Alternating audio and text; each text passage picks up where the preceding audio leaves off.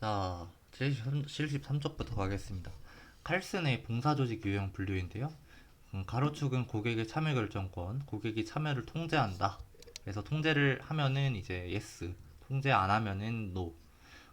세로축은 조직의 참여 결정권, 조직이 참여를 통제한다.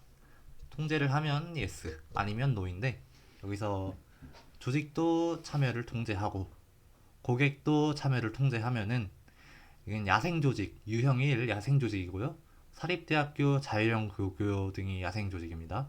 그리고 조직이 참여를 통제하지 않는데 고객이 참여를 통제하는 거는 고객이 참여하고 싶을 때 그냥 참여할 수 있는 거죠. 그러니까 유형 2에 해당되고 적응조직에 해당됩니다. 미국 주립대학, 지역사회대학, 자유등록제학교 이런 게 포함됩니다. 그리고 고객이 참여를 통제하기 싫어요. 고객이 참여하기가 싫은데 조직은 참여를 하게 하고 싶어요. 그거는 유형 3 강압 조직이고요. 이론적으로 가능하나 실제로는 없다곤 하지만 군대가 있죠. 네. 그리고 조직이 참여를 통제하진 않는데 조직도 참여를 통제하지 않아요. 고객도 참여하게 하기 싫어요. 네. 그러니까 참여하게 하기 싫다는 게 그러니까 조직이 참여를 그러니까 어 하게 하는 게 그러니까 의무잖아요. 그러니까 하게 하지 않는 조직이 하게 하지 않는 거죠. 그러니까 그 조직의 참여 결정권도 없고 고객의 참여 결정권도 없는 게 유형 4 온상조직 사육조직이라고 하는데 의무교육기관 교도소 국립정신병원이 있죠. 법에 의한 조직관리고요. 그 의무교육기관은 의무니까 조직이 그 교육기관에서 그 학생들을 가르치는 게 의무잖아요. 그러니까 참여를 통제를 못하죠. 왜냐면은 이미 법으로 딱 정해져 있기 때문에 교도소랑 국립정신병원도 마찬가지고요. 그러면 이제 문제로 들어갈게요. 칼슨의 봉사조직 유형론에 대한 설명을 옳지 않은 것은 1번 조직의 고객 선택권과 고객의 참여 결정권은 교사와 학생의 적응에 영향을 미치는 중요 변인이다. 맞습니다. 칼슨은 학교 조직을 분석하면서 학교가 학생을 얼마나 통제하는지, 학생이 학교를 자유롭게 선택할 수 있는지 등이 교사와 학생의 적응 및 학교 분위기에 영향을 미치는 중요한 변인이라고 봤습니다. 2번 야생 조직에 속하는 학교는 학생 유치를 위해 다른 학교와 경쟁해야 한다. 맞습니다. 야생 조직 와일드 오거나이제이션은 학생의 선택권도 크고 학교 역시 학생을 선택할 수 있는 조직입니다. 즉 학생과 학교가 서로 선택 관계에 있기 때문에 사회 학생 유치를 위한 경쟁이 발생합니다. 사립학교나 자유형 고등학교 등이 대표적인 예입니다. 3번 사육조직에 속하는 학교에 대한 학생의 학교 선택권은 폭넓게 인정된다? 아닙니다. 의무교육이잖아요. 학생이 학교를 선택하는 게 아니죠. 네. 우리나라에서는 다른 나라에서도 뭐 그런 게 있을 것 같긴 하지만 모르니까 우리나라에서는 그 아동을 초등학교에 입학을 7살인가 8살이 됐을 때 초등학교에 입학을 안 시키면 처벌을 받습니다, 부모가. 그래서 이게 사육조직이 학교에 대한 학생의 학교 선택권이 폭넓게 인정되는 건 아닙니다. 틀리고요. 사육조직, domesticated organization이고요. 온상조직이라고도 하죠. 이거는 학생의 학교 선택권이 폭넓게 인정되지 않습니다. 오히려 조직이 강하게 관리하고 학생 선택권은 제한되는 경우가 많으며 법이나 제도에 의해 배정되는 성격이 강하고 의무교육기관 하면 우리 초등학교, 중학교 말하는 거죠. 그리고 교도소, 국립정신병원 등이 그 예입니다. 따라서 학생이 학교 선택권이 폭넓게 인정된다는 설명은 틀렸습니다. 네, 그리고 4번 조직은 고객 선택권을 갖지만 고객은 참여 결정권이 없는 유형에 속하는 조직은 실제로 찾아보기 어렵다. 군대가 있죠. 네, 어렵긴 한다는데 군대가 있긴 하죠. 근데 옳은 설명입니다. 조직은 고객 선택권을 가지지만 고객은 참여 결정권이 없는 유형 3이죠. 네, 강압 조직, coercive organization입니다. 칼스는 이러한 조직이 이론적으로 가능하지만 현실에서는 우리 한국에는 있죠. 네. 그리고 칼슨의 봉사조직 유형론에 대한 설명 마지막으로 읽겠습니다. 조직의 고객 선택권과 고객의 참여 결정권이라는 두 기준으로 조직을 분류한다. 여기서 조직의 고객 선택권이란 조직이 고객 학생 등을 선택하거나 통제할 수 있는가를 의미하고 고객의 참여 결정권이란 고객이 조직 참여 여부를 스스로 결정할 수 있는가를 의미합니다. 허즈버그는 직무 불만족을 야기하는 근무 조건, 직업 안정성, 보수 등을 위생 요인으로 보았습니다. 맥그리거는 적절하게 동기부여가 되면 누구나 자율적이고 창의적으로 행동한다는 관점을 이론 Y로 불렀습니다. 허즈버그의 이중 요인으로 이론.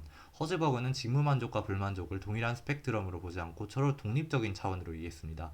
즉, 불만족을 제거한다고 반드시 만족이 증가하는 것은 아니며 만족을 높이려면 다른 요인, 동기 요인이죠. 동기 요인이 필요하다고 봤습니다. 위생 요인, 즉 환경적 요인은 직무 불만족을 예방하는 요인으로 근무 조건, 직업 안정성, 보수, 조직 정책, 감독, 인간관계 등이 포함됩니다. 위생 요인이 부족하면 불만족이 생기지만 위생 요인이 충족되어도 반드시 만족이 증가하는 것은 아닙니다. 예를 들어 급여가 낮으면 불만이 생기지만 급여를 올린다고 자동으로 동기부여가 되진 않습니다. 동기 요인은 성취감 요인입니다. 직무 만족을 결정하는 요인으로 성취, 인정, 책임감, 성장 기회 등이 포함됩니다. 이러한 요인이 충족될 때 직무 만족과 동기부여가 증가합니다. 즉, 허즈버그는 불만족 요인과 만족 요인을 구분함으로써 조직 관리와 인사 정책에서 어떤 요인을 개선해야 동기부여가 가능한지를 설명했습니다. 맥그리거의 XY 이론입니다. 맥그리거는 인간관에 따라 관리자의 지도 방식과 조직의 성과가 달라진다고 보았습니다. 이론 X. 사람들은 본래 일을 싫어하며 책임을 회피하고 외부 통제와 강제 없이는 일을 하지 않는다고 보는 비관적 인간관이고, 당연히 엄격한 감독과 통제가 필요하겠죠. 이론 Y는 사람들은 적절한 동기부여와 환경이 제공되면 자율적이고 창의적으로 행동하며 스스로 책임을 지고 목표 달성을 위해 노력할 수 있다고 보는 낙관적 인간관입니다. 권한 위임, 참여적 의사결정, 자기도조적 관리가 강조됩니다.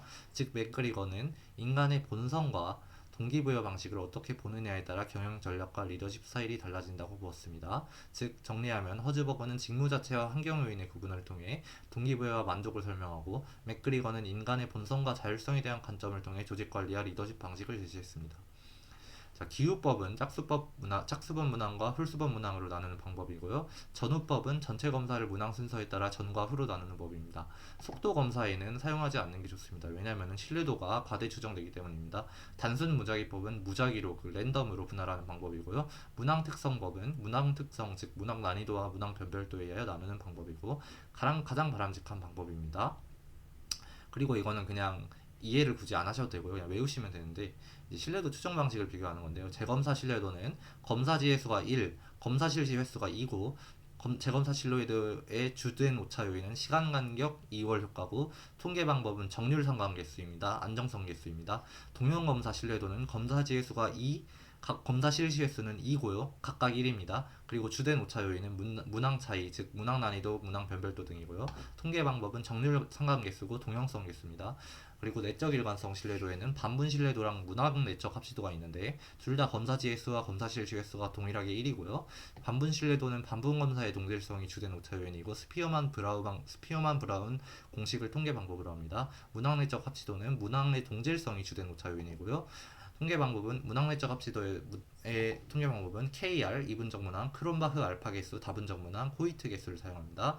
그리고 2015 개정 교육과정 학교급별 개정 중점은 초등학교에서는 유아교육과정, 즉 누리과정과 연계를 강화하고 수업 시수를 주당 1시간 늘려 확보된 시수는 안전한 생활교과 등으로 운영하고요. 중학교는 자유학기제의 운영 근거를 마련하고 자유학기제의 취지가 모든 과정에 반영될 수 있게 학습 내용을 적정화하고 체험활동을 강화합니다. 고등학교에서는 모든 학생이 배워야 할 필수 내용으로 공통과목을 구성하여 기초소양을 함양할 수 있게 하되 내용과 수준을 적정화합니다. 학생이 적성과 진로에 따라 맞춤형으로 교육받을 수 있도록 선택 과목으로 일반 선택과 진로 선택을 개설했고요. 공통 과목은 국영수사과로 하되 사회과학은 통합사회인 통합과학을 개발했습니다. 기초교과, 국어, 수학, 영어, 한국사회 이수 단위를 교과 총위 이수 단위의 50%를 넘지 않게 하고, 특성화고 교육과정은 국가직무능력표준, 즉 NCS와 연계했습니다. 정의적 영역의 평가방법엔 4가지가 있는데요. 관찰법은 인간의 외연적 행동이나 생리적 반응을 관찰하여 정리적 특성을 추리하는 방법이고요. 면접법은 언어 상호작용을 매개로 하여 학생으로부터 여러 가지 정보를 얻는 방법이고요. 사회성 측정법은 학생이 자기 동료에 의해서 어떻게 수용되고 있는가를 평가하는 방법이고, 자기보고법은 문장화된 질문 내용에 자기 자신에 관한 여러 가지 판단을 하고 진술 또는 표기를 하는 방법. 자기보고법은 질문지법이라고도 합니다.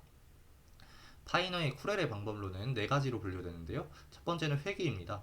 과거를 현재화하는 단계고요. 자서전적 주인공인 자신의 실존적 경험을 회상하면서 기억을 확장하고 과거의 경험에 관한 정보를 수집하고 최대한 생동감 있게 묘사하는 단계입니다. 정기적 과거는 현재에 존재하고 베일에 쌓인 현재를 이해하는 관건이고요. 과거가 현재가 될 때 현재는 드러납니다. 회귀 소급의 방법은 첫 번째, 회귀하기. 자연스럽게 그때의 상황이 되어보고 손상되지 않은 원래 그대로의 과거를 발견하고요. 과거에서 누군가를 기능적으로 관찰하고요. 관찰한 거 기록을 하는데 관찰한 것을 기록할 때 현재의 반응도 포함하고요. 회귀할 때는 관찰자의 중심을 자아에 둡니다. 자아란 과거 경험에 대한 자신의 반응을 의미합니다. 그 다음에는 전진 단계입니다. 두 번째 단계는 전진이에요. 이 미래에 대한 논의 단계고요. 자유현상 기법을 통해 아직 현실화되지 않은 자신의 미래의 모습을 상상해보는 단계입니다. 현재에 스며있는 미래에 주목하고요. 미래 또한 과거처럼 현재에 존재하며 심사숙고하며 설정 가능한 미래를 상상합니다.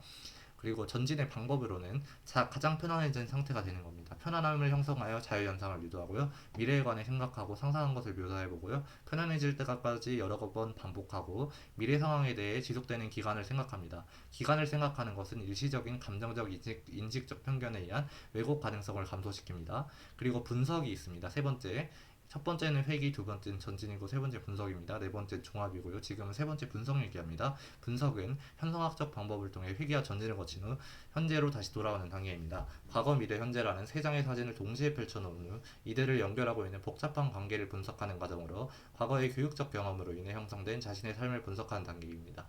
정기적 현재를 묘사하는 거고요. 자신의 현재 흥미 감정 상태를 파악하고 그 다음에 개념화를 통해 경험으로부터 분리됩니다. 무엇인지 무엇이었는지 무엇일 수 있는지를 일괄하여 다루는 개념화는 경험으로부터 분리되는 것이며 이를 통해 현재와 미래의 선택이 자유로워질 수 있습니다. 그 다음에 과거, 현재, 미래의 상황을 병렬해 봅니다. 그 마지막 단계로는 종합 단계가 있습니다.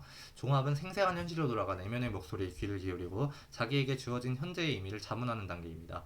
주인공이 과거, 미래, 현재라는 세 장의 사진 속에서 과거 학교 교육이 자신에게 어떤 유익이 되었는지, 지적 호기심이 자기 성장에 어떤 도움이 되었는지, 개념에 대한 정밀성이나 이해가 제대로 되었는지를 자문자답하는 거고요.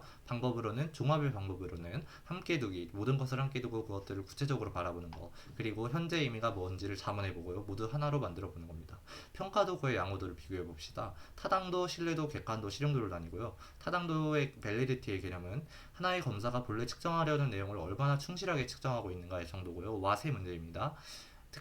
타당도 특징은 검사의 진실성, 정직성이고요. 준거의 개념이 수반되고요. 검사의 가장 중요한 조건입니다. 타당도의 종류에는 내용 타당도, 즉 증거, 그리고 준거 타당도, 구인 타당도, 결과 타당도, 체제적 타당도가 있는데요. 준거 타당도는 예언 타당도와 공인 타당도를 나뉩니다. 그리고 신뢰도, reliability는 한 검사에서 얻어진 점수를 얼마나 믿을 수 있느냐 하는 정도, 즉 하우의 문제고요. 신뢰도 특징은 검사, 즉 측정 점수의 정확성, 일관성, 항상성, 피검자의 반응에 초점을 두고요. 측정 오차의 문제가 특징입니다. 신뢰도 종류로는 첫 번째로는 측정의 표준 오차에 의한 방법이 있고요. 두 번째로는 두 검사의 상관계수에 의한 방법이 있습니다. 재검사 신뢰도, 동영검사 신뢰도, 내적 일관성 신뢰도가 있고요. 내적 일관성 신뢰도는 반분 신뢰도와 문항 내적 합치로 나뉘어집니다. 그 다음에 객관도입니다. objectivity. 객관도는 검사자에 따른 검사 점수의 일관성의 정도고요. 특징은 검사자의 객관성, 검사자의 반응에 초점을 두고요. 신뢰도에 가까운 개념입니다. 객관도 종류는 채점자 내 신뢰도, 채점자 간 신뢰도가 있습니다. 실용도, 유저빌러티는 하나의 검사가 문항 제작, 평가 실시, 채점상의 비용, 시간, 노력 등을 최소화하고 소기의 목적을 달성할 수 있는 정도고요. 실용도 특징은 검사의 경제성, 타당도에 가까운 개념입니다. 칼슨의 봉사조직 유형 분류, 아까 한 거죠. 조직도 참여를 통제하고 고객도 참여하고 싶고 조직도 참여하고 싶으면 야생 조직이 되는 겁니다. 유형 1, 사립대학교, 자율형 고등학교 등이고요. 그 다음에 고객은 참여하기 싫은데 조직이 참여하고 싶은 거는 강압 조직입니다. 이론적으로는 가능하나 실제로는 없는데 우리나라에는 있죠. 군대.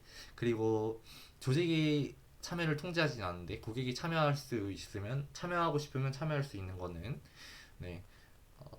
적응 조직입니다. 미국 주립대학, 지역사회대학, 즉 자유등록제 학교 등이 있습니다. 그리고 온상 조직이 있는데요. 사육 조직이라고도 합니다.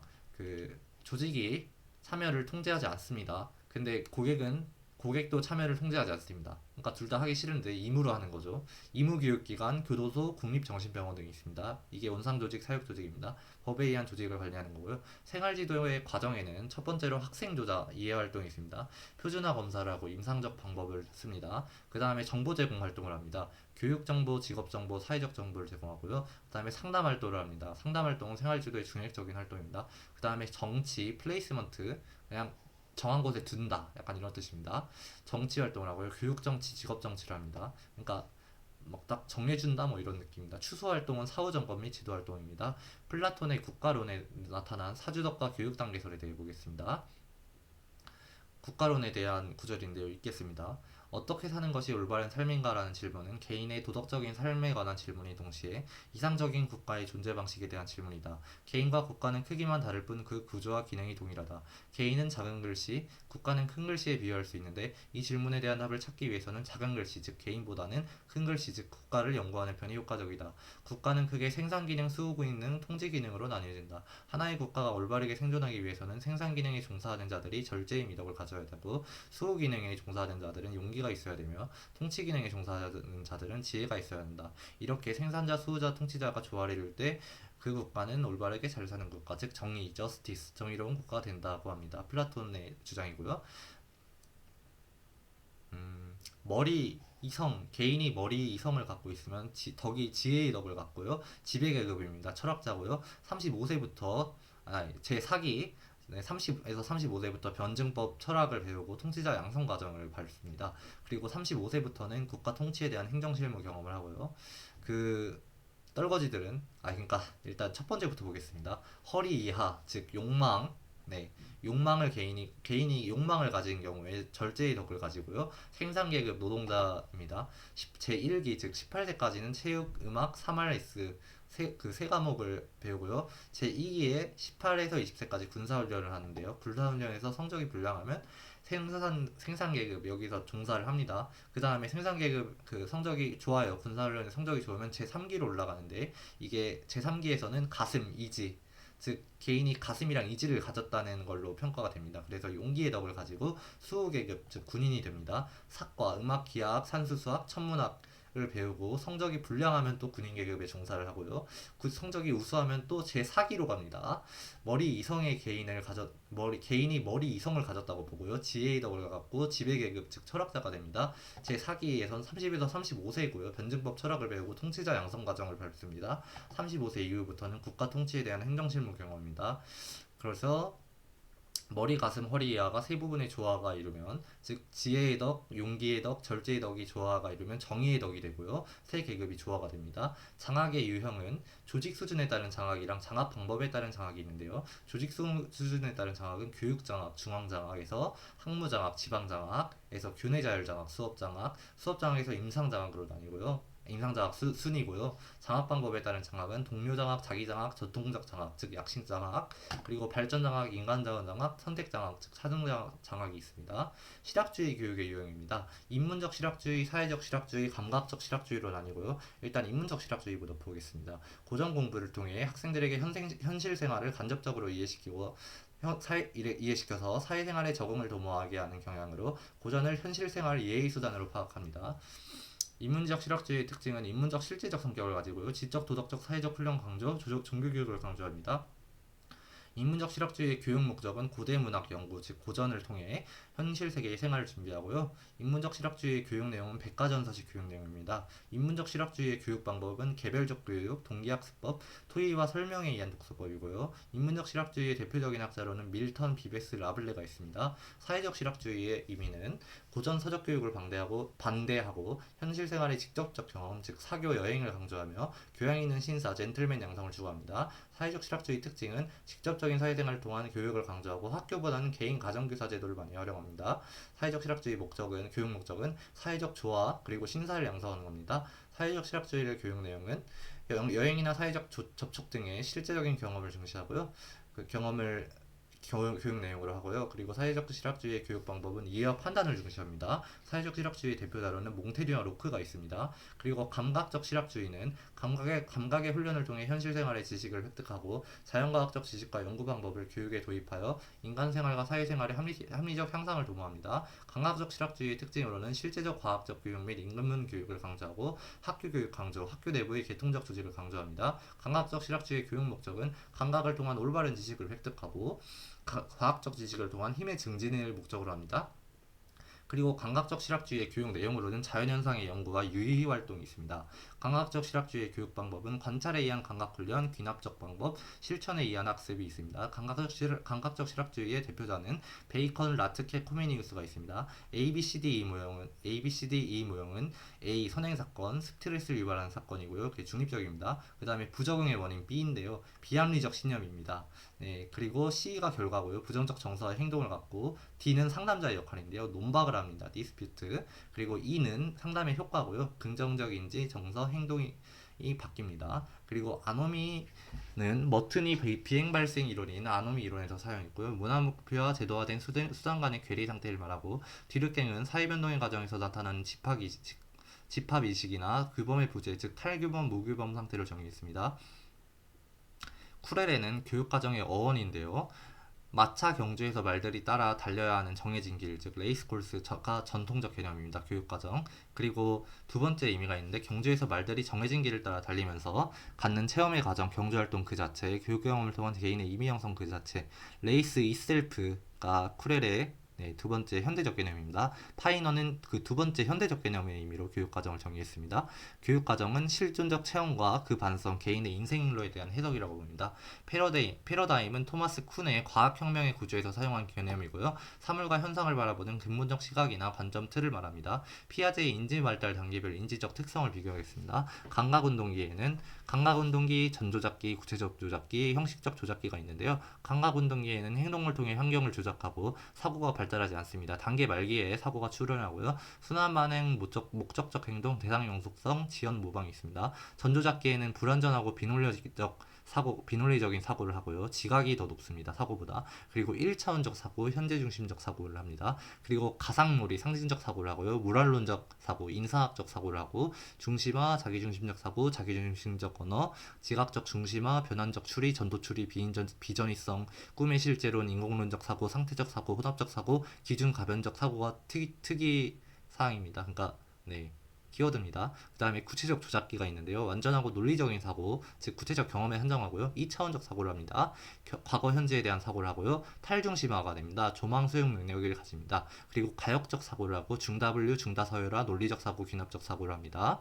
구체적 조작기 설명입니다. 그리고 형식적 조작기에는 연역적 사고를 합니다.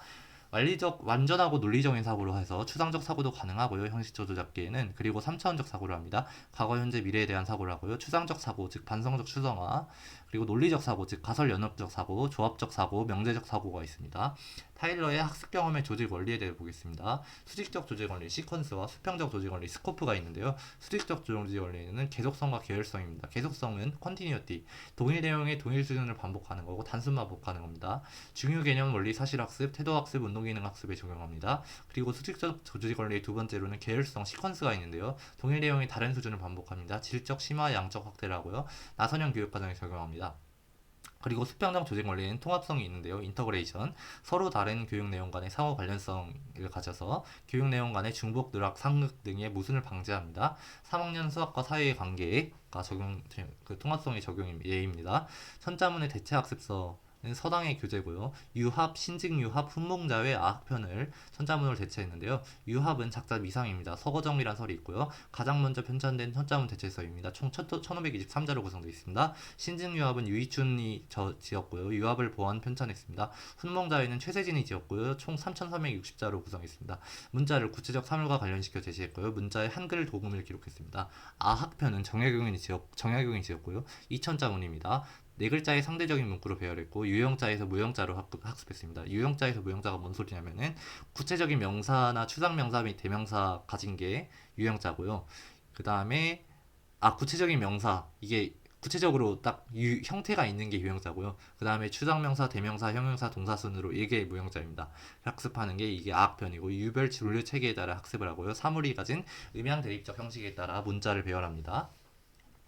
그리고 장학 유형에는 임상장학, 동료장학, 약식장학, 자기장학이 있고요. 임상장학은 초인교사 혹은 갱신기기 교사 대상 수업 관련 지도 지원 활동을 하는 거고, 장학 담당자는 외부장학 요원, 전문가 교장 교감이고요. 동료장학은 수업 연구 공개 중심 동료장학, 협의 중심 동료장학, 연수 중심 동료장학, 커플장학, 즉 총기준교사와 경력교사가 하는 커플장학, 그리고 동호인활동 중심 동료장학이 있고요. 장학 담당자는 동료교사가 있습니다. 약식장학은 학급 순시 수험 차원관을 하고요. 교장 교감이 장학 담당자고요. 자기장학은 자기 수업 분석을 연구하고요. 전문서적 자료 탐독하고 대학원 수강하고 교과 연구회 학술회 강연에 참석하고 각종 자기 연찬 활동을 합니다. 자기장학의 장학 담당자는 교사 개인입니다. 그리고 교육 정책의 변화, 조선교육령의 변화 과정에서 보겠습니다. 제1차, 2차, 3차, 4차로 나뉘는데요. 조선교육령은 제1차 조선교육령은 1911년 8월에 있고요. 식민지 정책은 그때 무단통치기였습니다. 1차 조선교육령 때는 식민지 교육의 기본 방침을 제시했습니다. 충량한 일본 시민의 양성, 시세와 민두에 맞는 교육, 일본어 보급을 봉급에 중점을 뒀고요. 성균관을 폐쇄했습니다. 1911년에 경화권 규정에 의해 경화권 규정에 의해서 폐쇄했고요. 사립학교 규칙을 1911년에 공포하고 1915년에 개정했습니다. 민족사학 탄압을 강화했고 학교 설립, 교원 채용, 교과과정 등 교육 전반에 걸친 통제와 감독을 강화했고요. 한성사범학교를 폐지했고 서당 규칙을 1918년에 공포해서 서당 개설을 인가제로 했고 총독부 편찬교재를 활용했습니다. 보통 학교는 6면 1교주의에 있어서 3면 1교주의 정책으로 변화했습니다. 1918년에요. 1910년대 보통학교는 학생 수에 있어 서당이나 사립학교에 비해 열세였는데요. 1915년에 사립학교 학생 수를 능가했고 1923년에 이르러서 보통학교가 서당의 학생 수를 능가했습니다.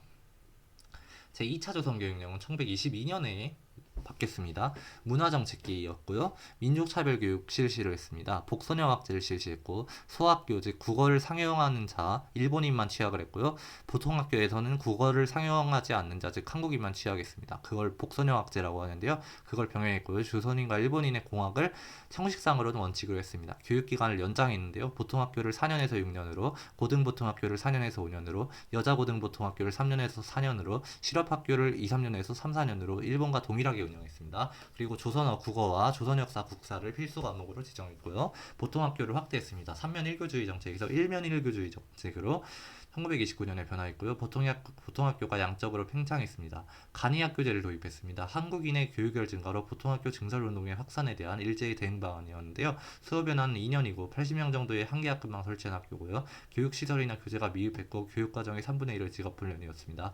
그리고 일제 사범학교를 신설했는데요. 남자 6년제, 여자 5년제였습니다. 그리고 대학 설치 규정이 신설되어서 1924년에 경성제국대학이 설립되었는데요. 밀립대학 설립운동 봉쇄 정책이었습니다. 제3차 조선교육령은 1938년에 일어났는데 한국시민화 정책기였습니다. 국채명등, 내선일체, 인구단련 등 3대 교육 방식이 있었고요. 이때 3차 때는 민족무정신 말살 정책을 해서 조선어와 조선 역사를 사실상 폐지했습니다. 심상가에서 수의가로 옮겼고요. 신사참배 창씨개명 공성유배를 강요했고 내선일체를 내세워서 보통학교를 심상소학교로 개칭했고 1938년에 그리고 고등보통학교를 중학교로 여자고등보통학교를 고등여학교로 개칭했습니다. 그리고 보통학교 즉 심상소학교는 여전히 1면 1교주의였고요.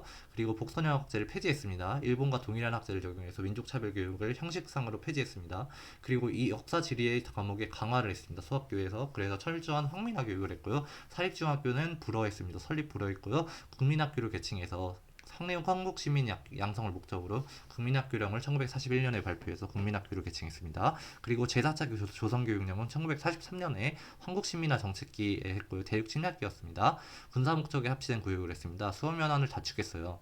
중학교, 고등학교, 실업학교를 모두 4년으로 단축했고요. 대학 및 전문학교 전시체제를 대학 및 전문학교를 전시체제로 개편했습니다. 그리고 사범학교 교육을 확장했습니다.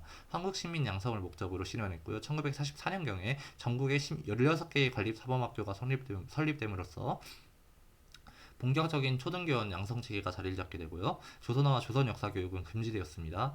자, 목표 유형을 비교하겠습니다. 6가지 목표 유형이 있는데요. 아니네요. 7가지네요. 네, 7가지 목표 유형이 있는데요. 숙달 접근 목표는 과제 이해, 즉 학습 과정 및 학습 활동 자체에 초점을 둡니다. 예시로 르네상스가 미국 역사에 미친 영향을 이야기가 있습니다. 숙달 회피 목표는 이론적으로 존재하는지 여부는 명확하지 않으나 자신이 세워놓은 높은 기준 때문에 걱정하는 것입니다. 숙달 회피 목표 예시로는 완벽주의적인 학생이 과제와 관련하여 어떤 오류도 범하거나 잘못하는 것을 피하는 게 있습니다. 수행 접근 목표는요, 개인이 타인을 이기려고 노력하고 자신의 능력과 우월성을 증명하려고 동기화되는 것입니다. 르네상스 시대에 대한 에세이를 반에서 가장 잘 쓰기, 남보다 능력이 있어 보이기가 있습니다. 그 다음에 수행 회피 목표가 있습니다. 개인이 능력 없어 보이는 걸 피하기 위해 부정적으로 동기화되는 것으로 자기장의 전략을 사용하는 것과 관련됩니다. 선생님과 다른 학생 옆에서 능력 없어 보이는 걸 피하기가 예시고요. 그 다음에 사회적 책임감 목표가 있고, 그거는 타인과의 관계에서 자기 몫을 다하는 것과 관련이 있습니다. 믿음직하고 책임감 있어 보이기. 그리고 사회적 목표는 타인과의 관계에서 형성됩니다. 친구 사귀기, 선생님에게 동의를 구하기, 친구 지지하기. 그리고 과제 회피 목표가 있는데요. 과제가 쉽거나 별다른 노력 없이 수행할 수 있는 과제를 선택하는 것과 관련이 있습니다. 최소한의 노력으로 숙제 다하기, 쉬운 과제 선택하기가 있습니다. 그리고 총교육비는 직접교육비와 간접교육비로 나뉘는데요.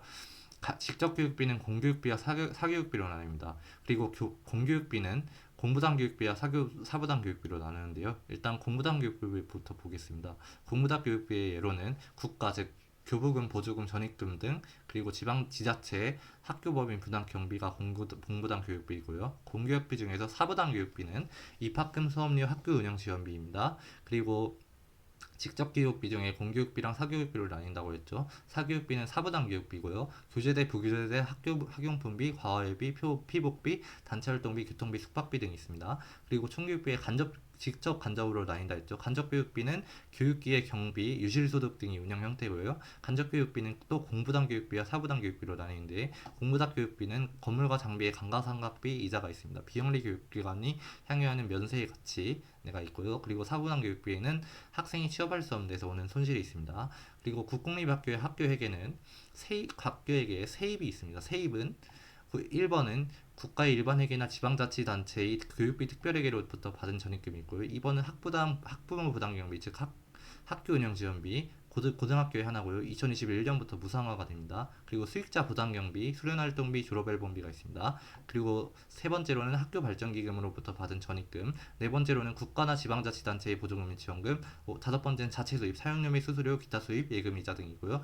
여섯 번째는 물품 대각대금, 일곱 번째는 이월금이 있습니다. 세출에는 인건비, 학교 운영비, 일반 운영비, 수익자 부담경비, 예비비가 있습니다. 그리고 서디오바니의 학교 지도성 유형인데요. 이렇게 세모자로 돼 있죠. 그래서 여기서 봅시다. 기술적 지도성, 인간적 지도성, 교육적 지도성, 상징적 지도성, 문화적 지도성 순으로 올라가죠. 그래서 기술적 지도성이랑 인간적 지도성은 일반 조직의 지도성이고요. 교육적 지도성이랑 상징적 지도성은 상징적 지도성이랑 문화적 지도성은 학교의 지도성입니다. 상징적 지도성이랑 문화적 지도성은 우수한 훌륭한 학교의 지도성이고요. 기술적 지도성, 인간적 지도성, 교육적 지도성은 유능한 학교의 지도성입니다. 그러면 다섯 가지를 봅시다. 기술적 지도성은 테크니컬 리더십, 견고한 경영관리 기술 능력, 계획 조직 조정, 시간관리 강조를 구비를 하고요. 학교장의 역할은 전문 경영자, 매니지먼트 엔지니어링입니다.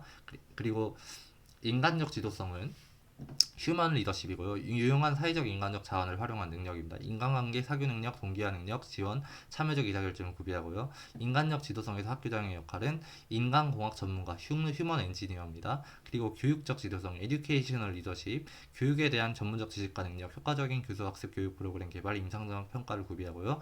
교육적 지도성에서 학교장의 역할은 현장교육 전문가, 즉 클리니컬 엔지니어입니다. 상징적 지도성, 시볼릭 리더십에서 는 특징이 학교의 중대사에 대해 다른 사람들에게 주의를 환기시키는 능력을 구비하는 겁니다. 학교 견학, 교실 방문, 행사나 이식 관장, 학생과의 간담회를 구비하고요. 상징적 행사나 언사를 통해 학교의 비전과 목표에 대한 주의 환기를 촉구합니다. 학교장의 역할은 치프, 대장입니다. 그 다음에 문화적 지도성이 있습니다. 독특한 컬처럴 리더십이고요. 독특한 학교 문화를 창출해서 독특한 학교 정체성을 확립하고 전통 수립에 기여합니다. 문화적 지도성의 예시로는 예시가 아니라 학교장의 역할은 성직자, 프리스트입니다. 그리고 법의 존재 형식은 법원인데요. 성문법을 원칙으로 합니다. 성문법 즉 재정법과 불문법으로 나뉘는데요. 일단 불문법부터 보겠습니다. 불문법은 관습법 즉 반복적 관행을 통해 형성되고, 판례는 법원의 판결을 통해 형성되고, 조리는 건전한 상식으로 판단합니다. 그리고 성문법에는 헌법, 법률, 명령, 규칙, 자치법규, 조약이 있는데, 네, 이 순서대로, 네, 높은 순서대로 말한 겁니다. 헌법, 법률, 명령, 규칙, 자치법규, 조약. 헌법은 국가의 최상위 법입니다. 국민의 기본권을 보장하고 국가의 통치구조의 원리를 규정합니다. 법률은 국회 의결회를 거쳐 대통령이 서면 공포합니다. 교육기부법, 초중등교육법, 초중등교육법 시행령이 있고요. 명령은 국회 의결을 거치지 않고 행정기관이 법률에 의해 제정을 합니다. 법규명령이 있고요. 대통령령, 총리령, 부령, 위임명령, 집행명령이 있습니다. 그리고 규칙은 국가기관의 소관 사무에 관하여 제정하는 법규고요. 명령과 같은 효력을 가집니다. 즉 행정명령과 비슷합니다. 국회 중앙선거관리위원회, 헌법재판소, 감사원 규칙이 있습니다. 그리고 자치법규는 지자체가 법령의 범위 안에서 제정하는 거고요. 조례 즉 지방의회에서 정하고요. 규칙은 지방자치단체 장이 정합니다. 조약은 문서에 의한 국가 간의 합의고요. 국제적 합의입니다. 협약, 협정, 규정, 이정서, 현장, 교환각서 등이 있습니다. 성문법 상호 간의 관계 세 가지가 있는데, 상위법 우선의 원칙이 있습니다. 헌법, 법률, 명령규칙, 자치법규 이순이고요. 그 다음에 특별법 우선의 원칙, 신법 우선의 원칙, 국내법 우선의 원칙, 법률 불속의 원칙이 있습니다. 그리고 증거참조평가와 규준참조평가를 비교해 봅시다. 규준참조평가는 상대평가입니다. 중거참조평가는 절대평가입니다. 이걸 일단 알고 가셔야 됩니다. 상대평가는 상대적 순위를 평가합니다. 집단의 평균과 편차를 평가하고요. 선발적 교육관입니다. 선발 분류를 중시하고, 평가관은 측정관이고 개인차를 변별하는 데 목적이 있습니다. 상대적 비고 서열하고요. 평가 범위는 광범위합니다. 그리고 속도 검사를 합니다. 스피드 테스트라고요. 원점수보다 기준 점수를 중시합니다. 검사의 기록은 기준 점수, 석차, 예를 들어 석차 100분이 표준 점수로 기준 점수를 검사로 기록하고, 그 다음에 평가의 1차 책임은 학습자에게 있습니다. 그리고 상대평가의 동기는 외재적 동기, 즉 경쟁입니다. 상대평가는 입학시험이나 실기검사에 적용되고요. 지향 분포는 정상 분포 곡선입니다. 신뢰도를 강조하고요. 다양한 수준으로 문항을 구성합니다. 쉬운 문항과 어려운 문항이 있고요. 상대평가의 평가가 방법은 집단 내 상대적 위치를 비교합니다. 상위 10% 이내는 수, 뭐 이런 식입니다. 그리고 개인차를 극복 불가능하다고 봅니다. 이게 기본 가정이고요. 그리고 측정은 일반적이고 포괄적인 수준의 행동을 측정하고요. 그리고 상대평가는 검사 결과를 일반화할 수가 없습니다. 상대평가에서는 규준 집단에 비추어 해석되므로 그 결과를 다른 집단으로 일반화하기가 어렵습니다. 그리고 절대평가가 있습니다. 절대평가의 기준은 준거입니다. 절대기준 교육 목표고요. 그리고 발달적 교육관에 근거합니다. 성장 발달을 중시하고, 평가관은 그냥 말 그대로 평가관에 있습니다. 평가에 있습니다. 측정이 아니라. 그리고 절대평가는 교육 목표, 독착점 행동 달성도 판단합니다. 그리고 평가 범위는 보다 규명된 영역이고요. 역량 검사, 파워 테스트를 실시합니다. 속도 검사가 아닙니다. 속도 검사는 상대평가입니다. 그리고 절대평가는 원점수 그 자체를 중시하고요. 원점수와 준거점수로 기록을 하고요. 평가의 1차 책임은 교사에게 있습니다. 그리고 절대평가는 내재적 동기를 강조하고 성취감, 지적 호기심 등을 강조합니다. 절대평가는 각종 자격시험, 초등학교 저학년 평가, 학습이계가 뚜렷한 과목, 수학, 과학의 평가, 형성평가 등에 적용을 하고요. 부적 편포 곡선을 가집니다. 좌경으로 분포를 한 곡선이고요. 절대평가. 그리고 타당도를 강조하고 적절한 수준으로 문항을 구성합니다. 그리고 개인의 수행 수준 사정 혹은 분류로 평가를 합니다. 수업 목표 90% 달성이면 수, 뭐 이런 식으로 합니다. 그리고 절대평가에서는 기본적으로 개인차 극복이 가능하다고 보고요. 매우 구체화시킨 행동을 측정합니다. 절대평가에서는. 그리고 검사 결과를 전지 병역으로 일반화합니다. 절대평가에서는 시험에 대한 정답률이 80%일 경우 문항 전집에 대한 정답률도 80%일 것으로 해석됩니다. 그리고 강화, 벌, 속어의 개념을 비교하겠습니다. 정적 강화에는 정적 강화, 부적 강화가 있고, 벌에는 정적 벌, 부적 벌, 그리고 속어가 있습니다. 정적 강화의 목표는 행동의 증가, 목표 행동은 바람직한 행동, 자극의 성질은 육회 자극, 자극 제시 방법은 행동 후 제시를 하고요. 부적 강화는 행동의 증가가 목표고요. 목표 행동은 바람직한 행동이고요. 자극의 성질은 불쾌 자극이고요. 자극 제시 방법은 행동 후에 제거를 합니다. 정적 벌은 행동의 감소가 목적이고, 목표 행동은 바람직하지 못한 행동입니다. 불쾌 자극이고요. 행동 후 제시합니다. 부적 벌은 행동의 감소가 목표고, 바람직하지 못한 행동이 목표고, 육회 자극, 행동 후 제거입니다. 속어는 행동의 감소가 목표이고요. 바람직하지 못한 행동이 목표 행동이고요. 자극의 정지는 육회 자극이고, 행동 후 유보를 합니다. 그리고 강화와 벌의 유형, 즉 강화자가 가로 제시 방식이 세로면은, 네, 쾌자극, 그러니까 그 좋아하는 자극이고 반응 후에 제시를 하면은 반응 후 제시 수여를 하면 정적 강화입니다. 예를 들어서 프리메게 원리, 칭찬, 토큰 강화가 있습니다. 그리고 쾌자극의 반응 후 제거, 박탈을 하는 것은 제2유형의 제거성 벌이고요. 타임아웃, 반응대가 벌금이 있습니다. 그리고 불쾌자극인데 반응 후에 제시를 하는 것은 제1유형의 벌입니다. 수요성 벌이고요. 처벌 꾸준하기가 있습니다. 그리고 불쾌자극의 두 번째로는 반응 후 제거를 하는 건데 박탈을 하는 겁니다. 부적 강화고요. 회피 학습을 하는 겁니다. 그리고 평생학습 도시의 유형 및 관련 규정입니다. 평생학습 도시는 경제발전 중심과 시민사회 중심으로 나뉘는데, 경제발전 중심에는 산업혁신형과 학습 파트너형으로 나뉩니다. 산업혁신형은 기업체가 주도하고요. 산업복합단지의 혁신 목적이고요. 학습 파트너형은 교육훈련 제공자와 학습자를 위한 협력체제를 구축합니다. 시민사회 중심은 지역사회 재생형과 이웃 공동체 건설형으로 나뉘는데요. 지역사회 재생형은 변화에 알맞은 지역사회 재생 및 혁신 전략을 구현하고요. 이웃 공동체 건설형은 이웃을 위한 교육 제공을 통해 시민 정신을 고양합니다. 평생학습법에 관련 규정이 있습니다. 국가는 지역사회의 평생교육 활성화를 위하여 시군 및 자치구를 대상으로 평생학습도시를 지정 및 지원할 수 있고, 평생학습도시 간의 연계 협력 및 정보를 교류의 증진을 위하여 전국 평생학습도시 협의회를 둘 수 있고, 전국 평생학습도시 협의회의 구성 운영에 필요한 사항은 대통령령으로 정합니다. 이런 거 빈칸으로 나오니까 조심하시고요. 대통령령으로 정합니다. 그리고 평생학습도시의 지정 및 지원에 필요한 사항은 교육부 장관이 정합니다.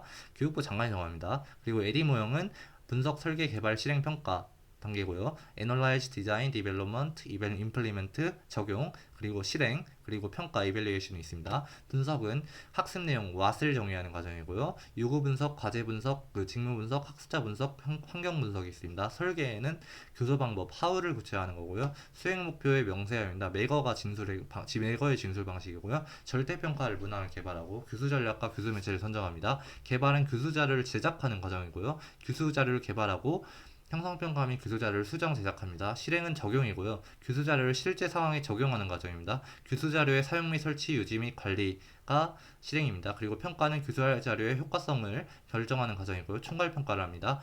프로그램 만족도, 학자의 지식, 기능, 태도 등의 변화 및 정도 및 전이를 평가합니다.